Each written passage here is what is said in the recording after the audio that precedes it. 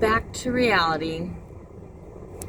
I think spending 4 days in a hotel, that was nice. You know, it's still hectic because it's 10 puppies, 2 dogs.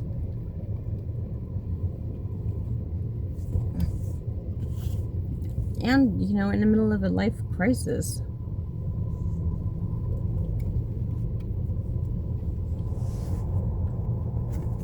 I'm homeless. My house of like 40 years, maybe more, 45. My childhood home that became mine in 2005. I paid off the mortgage, all the property taxes, the upkeep, raised a family of 5 children in my house. 2 of them got married, my 2 older daughters. And tragically, my brother and my son both passed away inside the house. My brother was in September 17th, 2012. And my son, Christian, he was only 23. And he passed away. It was a day after Easter, 2021. It was a Monday, April 5th, 2021. But he called me that morning and we talked for like an hour on video chat. And normally used to be able to record on video chat, and I would record, but that call I didn't. I always have issues, you know, with the memory in the phones. Because I don't know, I started making these videos actually for my kids. My oldest daughter asked me, this was years ago, she's like, Mom, you did everything, you know, you taught me everything I know and how to live and how to love and just life. She goes, but you never told me how to live without you. And I'm like, that's deep. You know, it's, how do you answer something like that? And that comment just weighed heavily on me. Because, you know, as parents, most parents, you know, we have a big impact, you know, in this life, in this world, through our kids. I guess good or bad, you know, however, yeah, we impact them. It doesn't matter whether, you know, we impact them, good or bad. It's hopefully good, positive. I guess bad impacts too.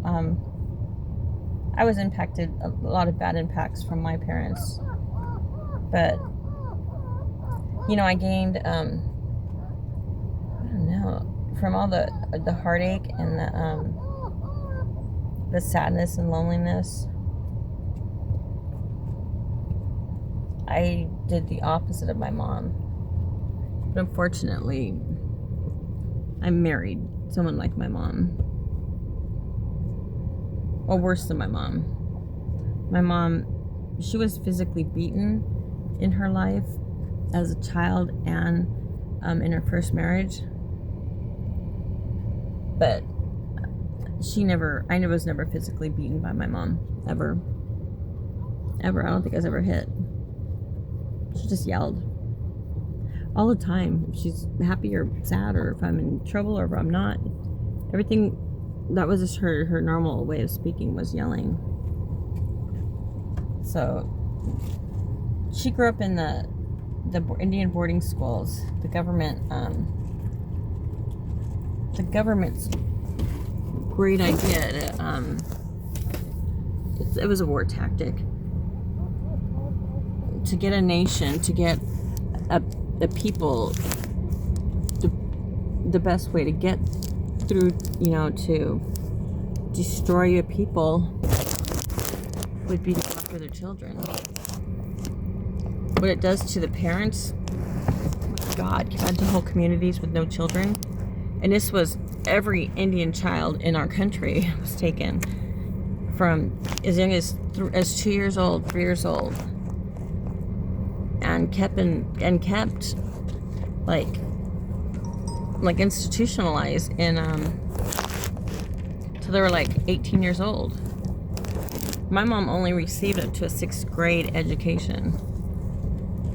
She learned how to sew because they make these children work, or they made the children work. Their thing was to save the Indian, or save the child, kill the Indian.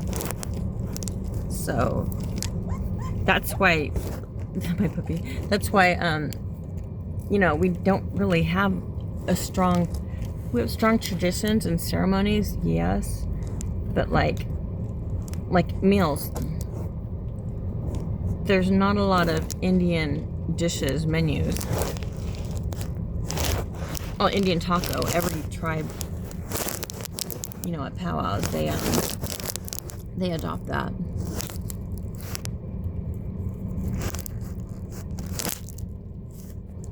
And that's mainly because the Indian children weren't raised by their family, weren't raised by their parents. They were institutionalized. And not a good adult to child ratio. The children were abused. They were beaten, molested, raped. I'm sorry. They even had their own graves at these schools, unmarked graves. They didn't document the children's attendance very well. And they would send the children, like, they would take them from their homes and send them like hundreds and hundreds of miles away. And look at that little baby. Oh, there's boxes. But one thing about like how they would take the children, I'm affected by that, and so are my children. Because when I grew up, whenever anyone knocked at the door, it was always like a startling thing.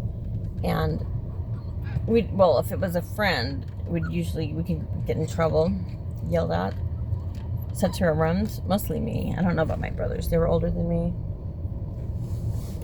And they weren't allowed to play with me. So I grew up kind of alone. I was the youngest of 5, and I was alone. But what was I saying? Darn it. Oh yeah, when I grew up, if someone were to knock at the door, in a panic, I'd run to my room and hide in my closet. My brothers too. So it was odd when we grew up. Answering the door was something we didn't do. Like, and to this day, it's just an unpleasant feeling. It feels like I'm being invaded on. And even when I'm not, even if it's my one of my kids or grandkids, it's still knowing they're coming, it still has that feeling. It's so embedded. Oh my God, they're so cute. But I don't know where I was going with any of that. But whatever I was going with that. That's just a little bit of my family history. Oh, the impact, yes. My daughter telling me, you know, you never taught me how to live without you. So, not knowing how the heck could you even teach someone something like that and have it really preserved. Because I've written the kids' letters and I've had journals from my kids and grandkids, but like with this eviction that was forced on me, I lost everything. This is just recently, but you know, I always had pictures on like digital pictures. I always lost them, the dicks, the negatives. So really, it's hard to preserve anything.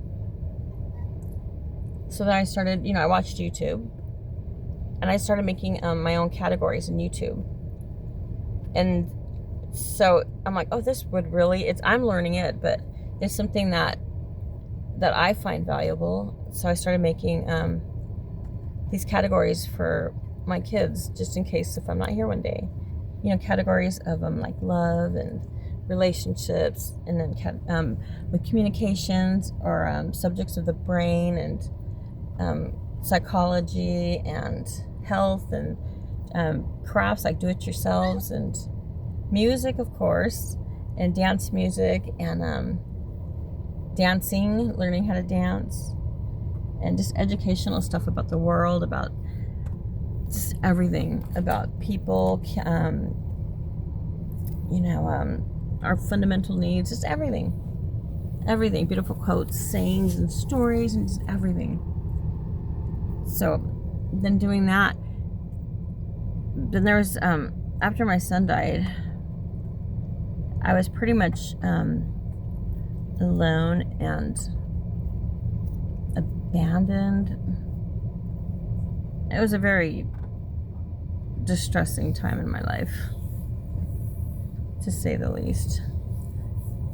A lot of betrayal, but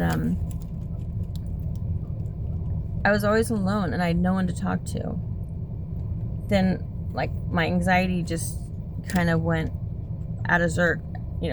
I was home alone, living in my house, a house where it was always filled with people. I'm the youngest of 5, and my brothers were in like a rock band, so there's always people in my house.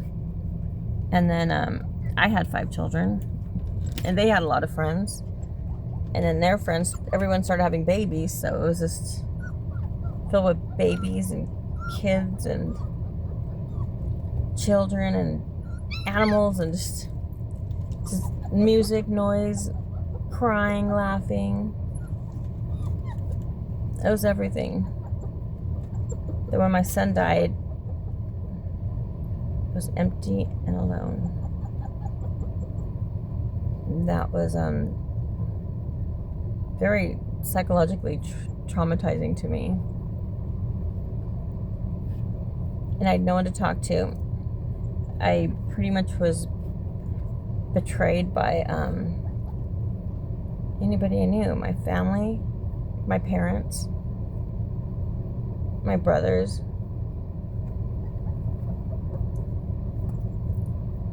And so it was making me feel crazy, and like I'm the problem, because I'm like the common denominator, right? But sometimes, well, my therapist told me this, that I surround myself with toxic people. I'm a slow processor. It took me like 3 to 5 years to really process that one. And not that it makes me like the good person, but it does, the pessimist and the negativity that really brings down my mood. And if I'm deprived of love, I would be unable to give love. So not only I'm deprived of love, I'm deprived of loving, and I have so much love inside me. And a lot of like betrayals. So it just, I had to learn to have a guard and keep my guard up. And it doesn't even matter who with, because there were forces outside of these people that was influencing them by force or by manipulation.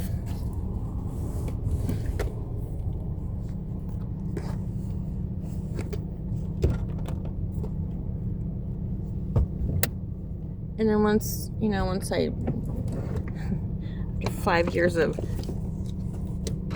processing it, you know, I guess I just became ready to hear it. Not hear it, but understand it and see it.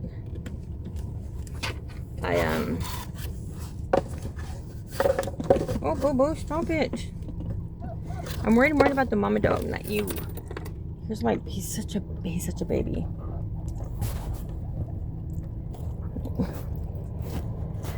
But, you know, I finally realized that, you know, maybe my therapist had something going on there. Oh, wait. It's so cold.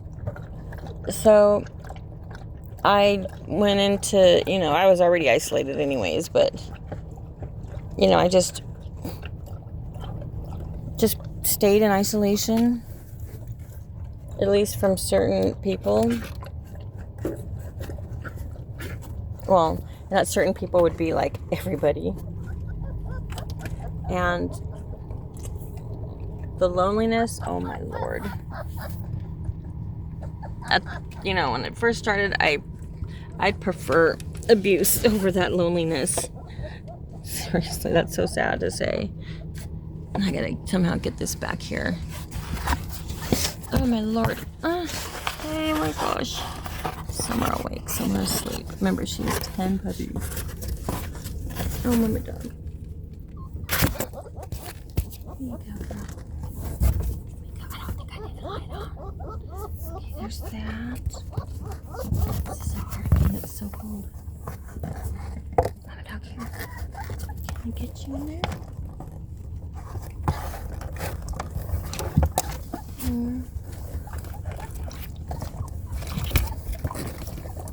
It's so cold. Oh my God. Don't spill it. Oh, dang it, dogs. Mom, I'm so sorry. This is so hard. And I got ice in here. You're so nosy. Guys, this is more for your mommy. Yeah, it's for the mommy. Mommy has to nurse these little monsters. I'm sorry, Mommy. I hope you can get your way in there. Great, and that's all the water. It's ice. I'll get more water in the bath. And I'll get you some food, okay, baby girl? I know you're hungry. This is so hard. This is, I guess, the box. We're gonna make a box for them. Now, it's no more office. I mean, no more hotel. That's gone. But 4 days of paradise. That's all I can say. I gotta go to the bathroom. Oh my God. I gotta go to the bathroom.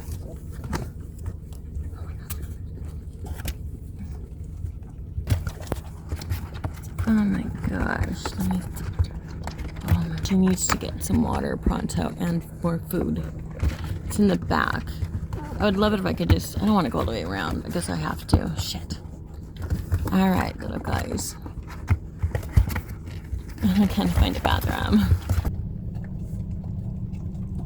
Jeez, that's the father.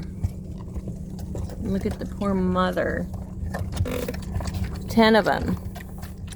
Oh my Lord. And then we're in the backseat of a car. Okay, now I gotta get her food and water, more water.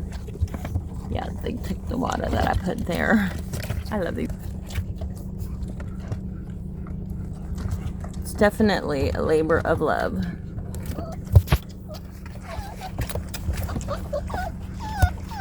Oh my God, how's my dress? Oh my God, that water spilled. Okay, Mr. Feed me first, I'm hungry. Feed me first, I'm hungry. Feed me first, I'm hungry, and I don't share. Okay. I'm already in this direction. I'm gonna put my shoes on my chair and step out. Okay. I did not plan on coming here, so I literally came with like moving clothes. Everything I have is in my son's RV in someone's backyard that I don't even know.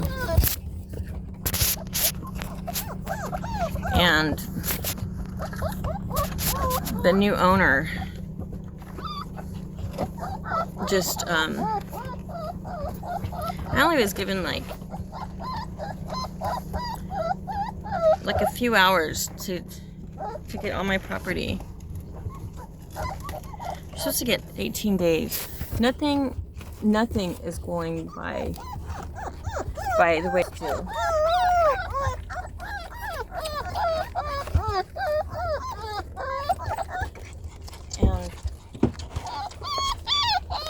And it's troubling.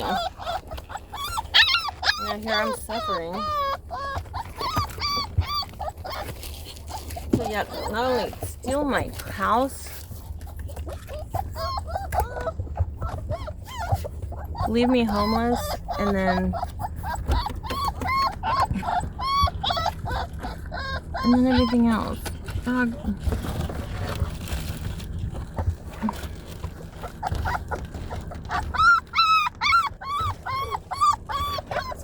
Come here.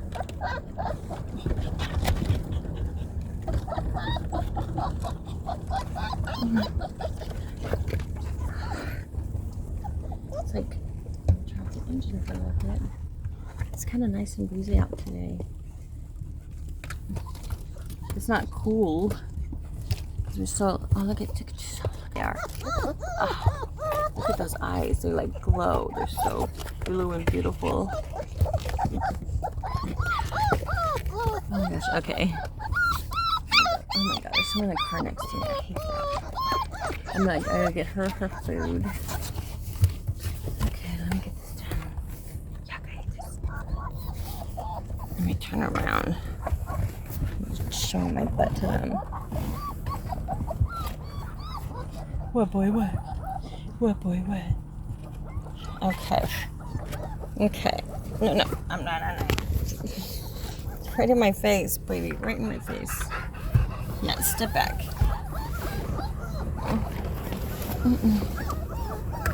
Hold on.